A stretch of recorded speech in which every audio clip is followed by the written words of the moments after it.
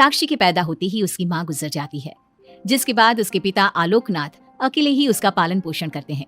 16 साल की उम्र से ही साक्षी ने घर चलाने के लिए नौकरी शुरू कर दी थी। बेटी से बढ़कर एक बेटी की तरह वो अपने पिता को कंधे से कंधा मिलाकर काम में हाथ बटाती रहती है। साक्षी, मेरे होते हुए तुझे नौकरी करने की कोई जरूरत नहीं है। तेरे हर शौक पूरे करने के लिए मैं अभी जिंदा हूँ। और आपकी शौक का क्या पापा? आपके भी तो कुछ शौक होंगे ना, मुझे वही सब पूरे करने हैं। मेरे शौक का क्या बेटा, मैं तो बूढ़ा हो चुका हूँ। मेरे शौक तो तेरी माँ के साथ ही कब के मर चुके हैं। अब तो सिर्फ एक ही सपना है मेरा कि जल्दी से किसी अच्छे लड़के को देखकर तेरी शादी करा दूं। क्या पापा, आपकी हर बात मेरी शादी पर आकर ही क्यों अटक जाती है? अगर मैं चली गई तो आपका ख्याल कौन रखेगा? इसलिए मैं आपको छोड़कर कहीं नहीं जाऊंगी। अरे बेटा, एक ना एक दिन हर लड़के को जाना ही पड़ता है, तुझे भी जाना तो होगा ही। अपने पिता की बातों से निराश होकर साक्षी अपने रूम में चली जाती है।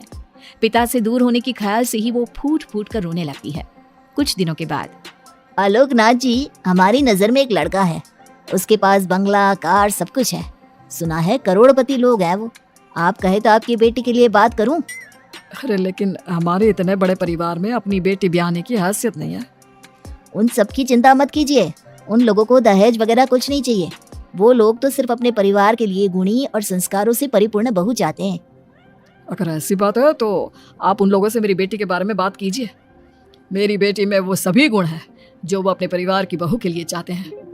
इस तरह वो साक्षी का रिश्ता लेकर अर्जुन नाम के लड़के के परिवार के पास जाता है। साक्षी की फोटो देखकर लड़के वाले उसे झट से पसंद कर लेते हैं, जिसके बाद अर्जुन के परिवार वाले साक्षी को देखने उसके घर पहुंचते हैं। आलोकनाथ जी, हमें तो आपकी लड़की फोटो में ही पसंद आ गई और फिर भाई साहब ने आपकी लड़की की तारीफ भी बहुत की है। अब तो बस आप हमें उससे मिलवा ही दीजिए। साक्षी बिटिया, बाहर आना तो। साक्षी। अपने पिता की आवाज सुनकर साक्षी तुरंत बाहर आ जाती है और एक एक करके सभी के पैर छूती है। आलोकनाथ जी, आपकी बेटी तो सच में बहुत गुणवान और संस्कारी लगती है। बेटिया, क्या क्या शौक है तुम्हारे? पापा, और अपनी जरूरतें पूरी करने के अलावा मेरे और कोई शौक नहीं है। आपने अपनी लड़की को सच में बहुत अच्छे संस्कार दिए हैं भाई साहब। इसे अपने घर की बहू बनाना तो हमारे लिए सौभाग्य की बात होगी। इस तरह सबकी राजी खुशी से अर्जुन और साक्षी की शादी भी हो जाती है। साक्षी की सास उसे एक माँ का भरपूर प्यार देती है और कभी उसे मायके की कमी महसूस नहीं होने देती। साक्षी बेटा, तू आराम कर। सुबह से घर के काम पर लगी है, थक गई होगी अब बिटिया। नहीं माँ, मैं ठीक हूँ, आप चिंता मत कीजिए। मैंने कहा ना अपने रूम में जाकर आराम कर। अरे काम की टेंशन मत ले। अपनी सास की जिद के आगे हार मानकर साक्षी अपने रूम में चली जाती है। थोड़ी देर बाद उसका पति भी वहाँ पहुँच जाता है। साक्षी, तुमने मेरी रेड कलर की फाइल देखी क्या? जी नहीं, मैंने तो आपकी कोई फाइल नहीं देखी। साक्षी, तुमसे मेरी एक फाइल तक नहीं संभाली जाती। 1000 बार बोला है तुमसे कि मेरे सामान को हाथ मत लगाया करो। मेरी सुनती ही कहाँ हो तुम? माँ ने बहुत सर पर चढ़ा रखा है तुम्हें। अर्जुन के इतना कहते ही साक्षी रोने लगती है। साक्षी के रोने की आवाज सुनकर उसकी सास वहाँ पर आ जाती है। साक्षी बेटा, क्यों रो रही है? इस नालायक ने कुछ किया है क्या? साक्षी अपनी सास मीना को सारी बात बताती है। क्यों गधे, अपनी फाइल का खुद तो ध्यान रखता नहीं और बहू को ताने देता है। माँ, आप तो रहने ही दो। आपको हर समय अपनी बहू ही सही लगती है। सही लगती नहीं, सही है मेरी बहू। माँ समझाइए ना इन्हें, ये हर समय मुझ पर गुस्सा करते रहते हैं। खबरदार अर्जुन, जो आज के बाद तूने मेरी बहू के साथ ऐसा बर्ताव किया तो मुझसे बुरा कोई नहीं होगा। अपनी माँ की डांट सुनकर अर्जुन वहाँ से चला जाता है। बहू, अगर दोबारा ये तुम्हें ऐसा कुछ कहे तो तुम मुझे आकर फौरन बोल देना। मैं हमेशा तुम्हारे साथ खड़ी रहूंगी बेटा। माँ, आप सच में बहुत अच्छी हो। मुझे बचपन से लेकर आज तक कभी एक माँ का प्यार नहीं मिला, लेकिन जब से आप मुझे मिली हैं, तब से मुझे माँ की कमी कभी महसूस नहीं हुई। अरे पगली, मैं भी तो तेरी माँ ही हूँ और मेरे होते हुए अब तुझे कभी अपनी माँ की कमी महसूस नहीं होगी। एक दिन, साक्षी, अब मैं तंग आ चुका हूँ तुमसे। भगवान के लिए मुझसे दूर रहा करो। अब मुझे ना चिढ़ होने लगी है तुमसे। अर्जुन, ये क्या तरीका है अपनी पत्नी से बात करने का?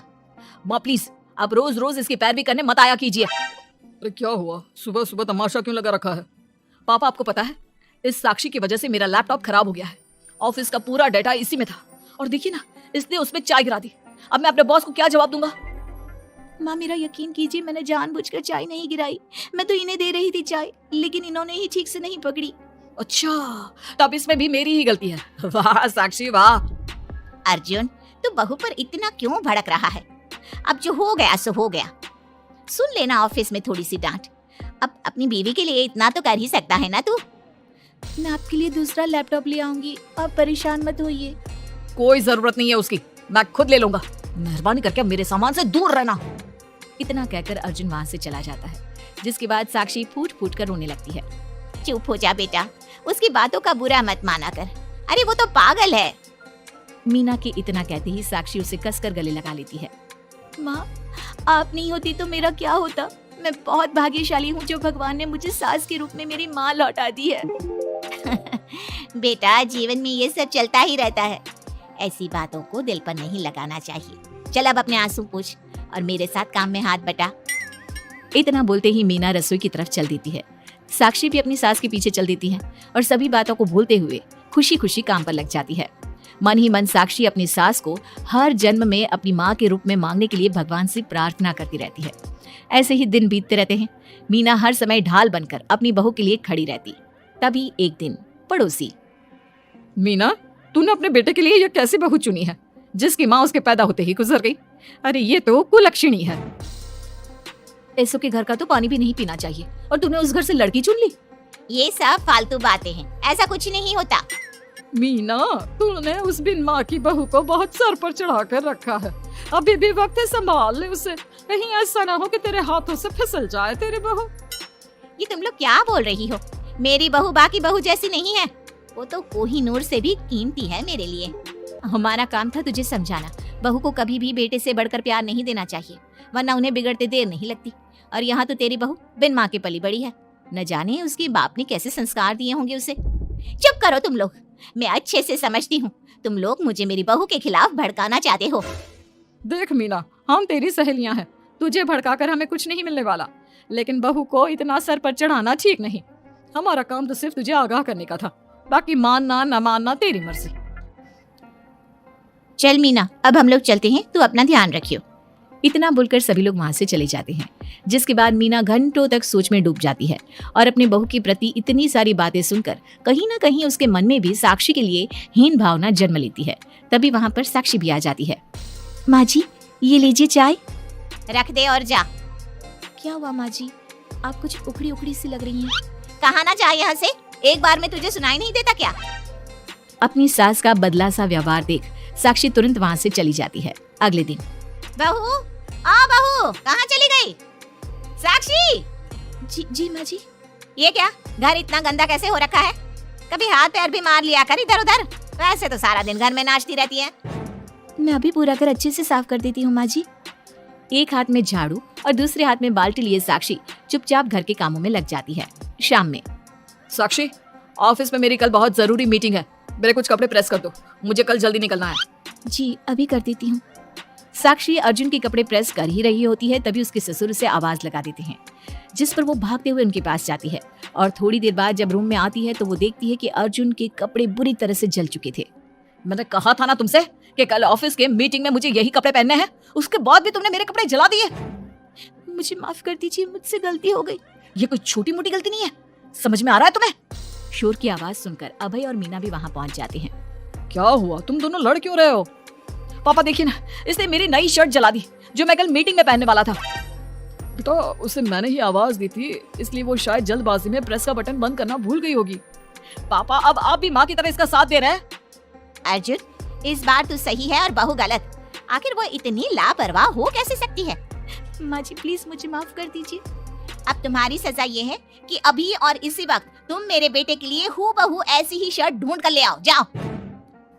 तुम्हारा दिमाग खराब हो गया है क्या? इस समय कहाँ जाएगी हमारी बहू? और अब तो सारी दुकानें भी बंद होने वाली होंगी। अगर दुकानें बंद हो भी गई होंगी तो उसे खुलवाकर मेरे बेटे के लिए शर्ट लेकर आओ। माँ रहने दीजिए, इन सब की कोई जरूरत नहीं है। पापा ठीक कह रहे हैं, इस समय कहाँ जाएगी ये? मैं कोई दूसरा शर्ट पहन लेता हूँ। मैंने जो कह दिया सो कह दिया। अब गलती इसने की है तो सुधारना भी इसे ही पड़ेगा। जाकर शर्ट लेकर आओ। मीना की बातें सुनकर साक्षी रोते हुए वहां से चली जाती है और रात के 10 बजे तक पति के लिए दुकानों पर जाकर कपड़े ढूंढती रहती है। थक हार कर करीब 12 बजे साक्षी कपड़े लेकर घर पहुंचती है। अर्जुन की ऑफिस के मीटिंग के लिए तुम्हें हूबहू वैसे ही कपड़े मिले या नहीं? ये रहे कपड़े मम्मी जी। साक्षी अपनी सास को कपड़े देकर जा ही रही थी कि मीना उसके हाथ में चोट देखती है। ये चोट कैसे लगी तुझे? पता नहीं, जल्दबाजी में शायद किसी चीज से लग गई होगी। इतनी बड़ी हो गई हो, अब अपना ध्यान रखना कब सीखोगी? आप तो जानती ही हैं माँ, मैं बिन माँ की पली बड़ी हूँ। माँ के ना होने के कारण मेरे सर पर इतनी जिम्मेदारियाँ थी जिन्हें निभाते निभाते मैं खुद का ख्याल रखना ही भूल गई। लेकिन आप जानती हैं माँ, मुझे अब भगवान से कोई गिले शिकवे नहीं है, क्योंकि भले ही उन्होंने मुझसे एक माँ छीनी है, लेकिन उन्होंने आपको मुझे दिया है और अब आप ही मेरी माँ हैं। इतना कहकर साक्षी माँ से चली जाती है। साक्षी की बातों को सुनकर मीना को भी अपने कहे और अपनी गलतियों पर पछतावा होने लगता है, इसलिए वो बिना खाए पिए ही सो जाती है। अगले दिन, माँ जी, कल का सारा खाना तो ऐसे ही पड़ा है, आपने अच्छे से खाना नहीं खाया था क्या? मुझे भूख नहीं थी कल। साक्षी अपनी सास के दर्द को समझ जाती है और उसका हाथ पकड़ते हुए कहती है, चलिए माँ जी, मैंने आपके लिए आपकी फेवरेट छोले भटूरे बनाए हैं। आपने कल रात से कुछ नहीं खाया था ना, इसलिए सुबह उठते ही मैंने पहले आपके लिए खाना बनाया है। खाना तो तूने भी नहीं खाया होगा ना, चल जाकर पहले तू खा ले। माँ जी, क्या हम साथ बैठकर खाना नहीं खा सकते प्लीज? बहुत दिन हो गए हैं। साक्षी के इस तरह बोलने से मीना का दिल पिघल जाता है और वो मान जाती है। साक्षी मीना के लिए खाना लगाती है, जिसका पहला निवाला मीना अपनी बहू को खिलाती है। मुझे माफ कर दे बेटा, मैं जानती हूँ पिछले कुछ दिनों से मैंने तुझे बहुत चोट पहुँचाई है, हो सके तो मुझे माफ कर देना। नहीं नहीं माँ जी, आपका पूरा हक है मुझे डांटने का। मुझे आपकी किसी भी बात का कभी बुरा नहीं लगा। अपनी सहेलियों की बातों में आकर मैंने अपने दिल में तेरे लिए नफरत पाल ली थी, लेकिन कल जब तुझे रोते बिलखते देखा तो मेरी ममता फिर से लौट आई। मुझे माफ कर दे बेटा, मैं एक अच्छी सास नहीं बन सकी। किसने कहा आपसे कि आप अच्छी सास नहीं हैं? आप तो वर्ल्ड की बेस्ट सास हो, और सच कहूं उससे भी बढ़कर बेस्ट बेस्ट बेस्ट बेस्ट मेरी माँ हो आप। इतना कहकर साक्षी अपनी सास को गले लगा लेती है और उसके बाद दोनों पहले की ही तरह हंसी खुशी साथ रहने लगते हैं।